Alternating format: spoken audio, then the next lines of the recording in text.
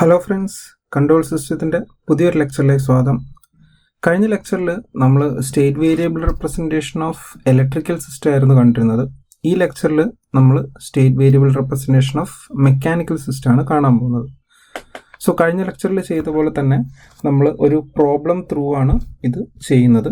So problem എങ്ങനെയാണ്? Construct the state model of mechanical system shown in figure. So ഇതുപോലൊരു mechanical സിസ്റ്റമാണ് നമുക്ക് തന്നിട്ടുള്ളത്. ഫസ്റ്റ് മൊഡ്യൂളിൽ നമ്മൾ മെക്കാനിക്കൽ സിസ്റ്റത്തിൻ്റെ പ്രോബ്ലംസ് എങ്ങനെയാണ് സോൾവ് ചെയ്യണമെന്നുള്ളത് ഡീറ്റെയിൽ ആയിട്ട് പഠിച്ചിട്ടുള്ളതായിരുന്നു. സോ ആ സെയിം മെത്തേഡാണ് നമ്മളിവിടെ യൂസ് ചെയ്യുന്നത്.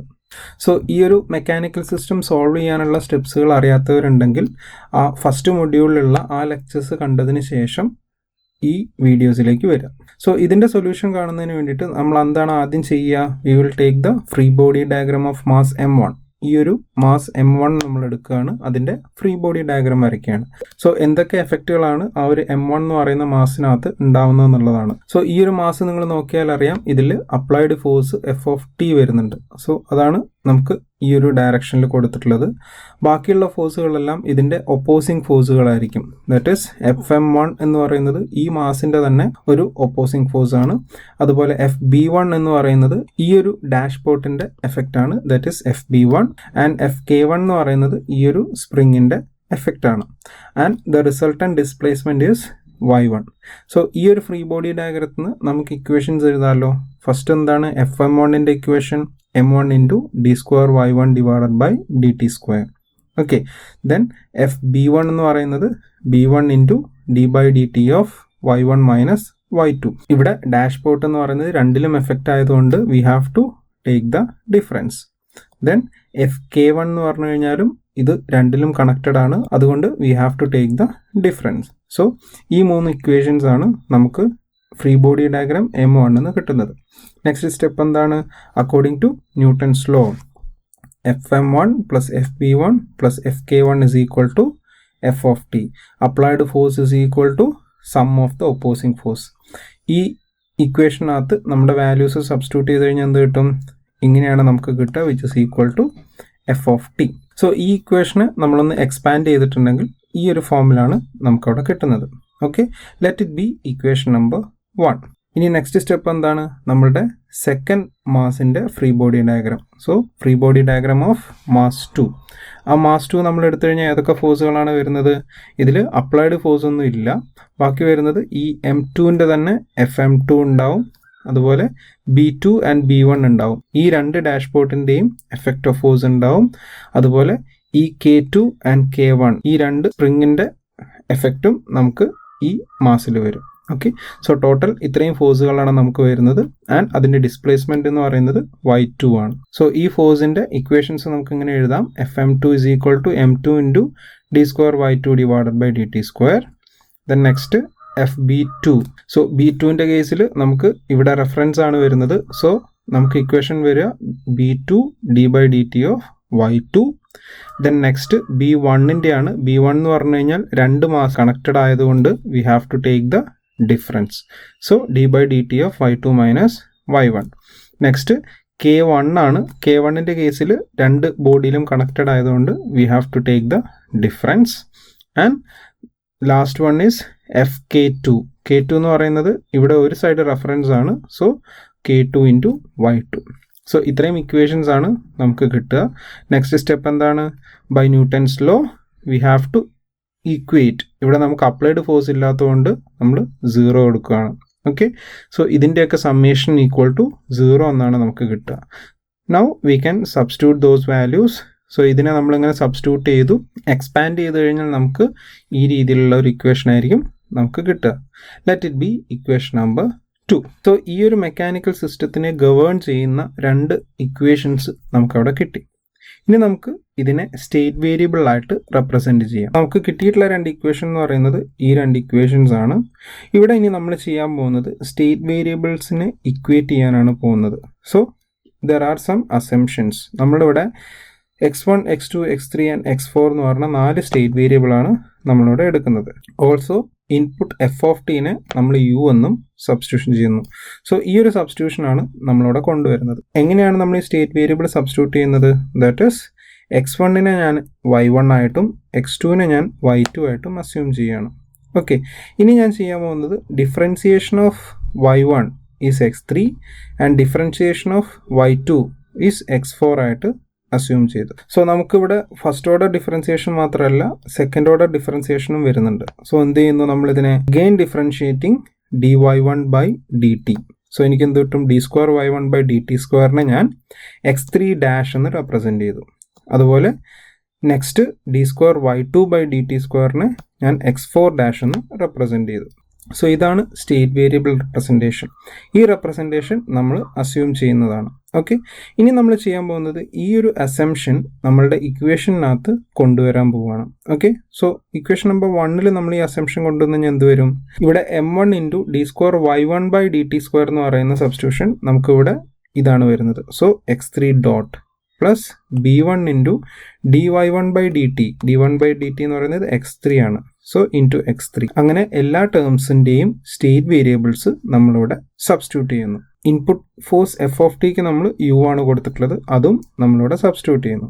അങ്ങനെ എല്ലാ സ്റ്റേറ്റ് വേരിയബിൾസും നമ്മൾ ഇതിനകത്ത് കൊണ്ടുവരികയാണ്. ഈ ഇക്വേഷനകത്ത് ഞാൻ x3 ഡോട്ട് കാൽക്കുലേറ്റ് ചെയ്യണം. ഓക്കെ, x3 ഡോട്ട് ഞാനിവിടെ കാൽക്കുലേറ്റ് ചെയ്തു.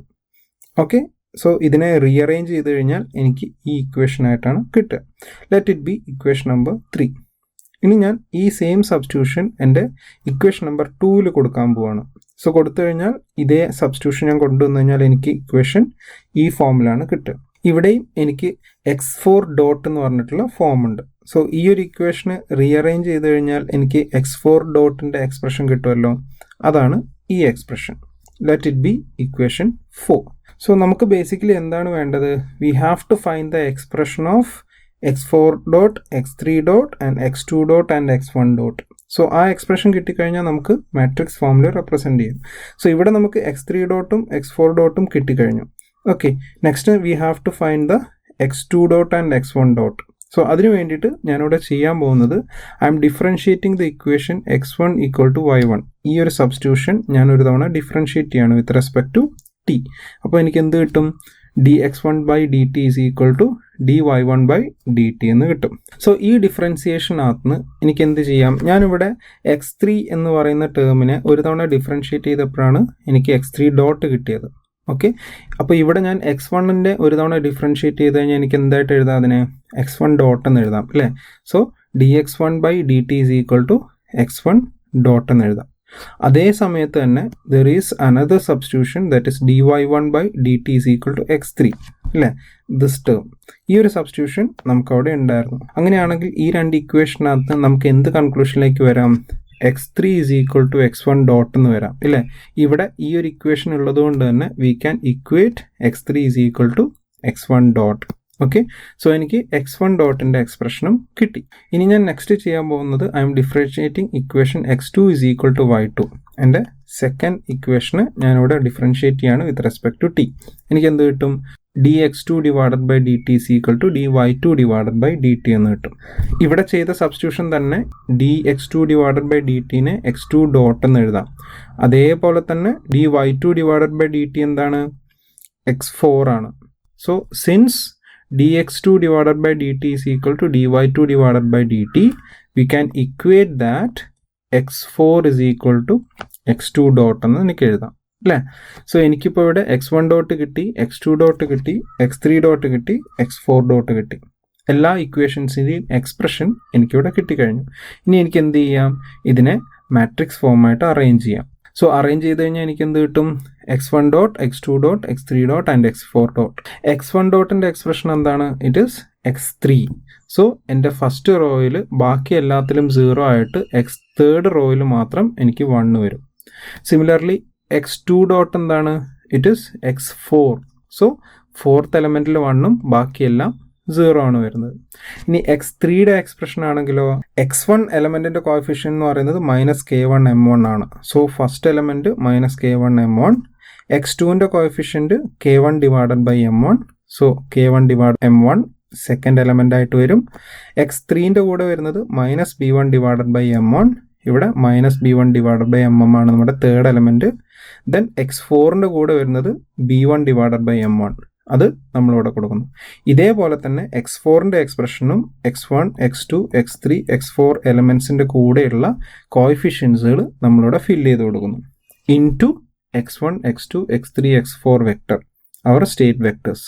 ഓക്കെ, പ്ലസ് നമുക്ക് ഇൻപുട്ട് വെക്ടറിൻ്റെ കോയിഫിഷ്യൻസിൽ വരുന്നത് ആകെ 1/m1 എന്നുള്ള ടേമിൽ മാത്രമേ വരുന്നുള്ളൂ, which is in x3 dot expression.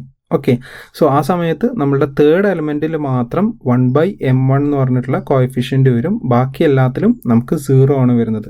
വേറെ ഒരു എക്സ്പ്രഷനിലും നമുക്ക് ഇൻപുട്ടിൻ്റെ എഫക്റ്റ് കാണുന്നില്ല. സോ ഈ രീതിയിൽ നമുക്ക് എന്ത് ചെയ്യാം, നമ്മളുടെ സ്റ്റേറ്റ് ഇക്വേഷൻ റെപ്രസെൻറ്റ് ചെയ്യാം. പക്ഷേ ഇതുകൊണ്ട് തീരുന്നില്ല, we have to find the output equation.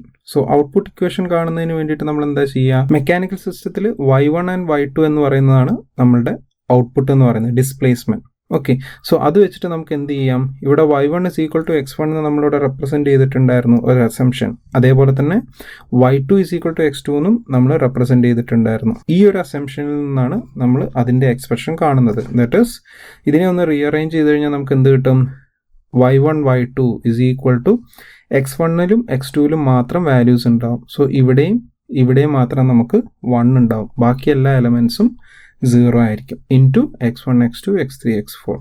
This is our output equation. Okay, so ഇങ്ങനെയാണ് ഒരു മെക്കാനിക്കൽ സിസ്റ്റം തന്നിട്ടുണ്ടെങ്കിൽ അതിൻ്റെ സ്റ്റേറ്റ് വേരിയബിൾ റെപ്രസെൻറ്റേഷൻ ചെയ്യുന്നത്. ഓക്കെ, എന്തെങ്കിലും ഡൗട്ട് ഉണ്ടെങ്കിൽ താഴെ കമൻറ്റ് ചെയ്യുക.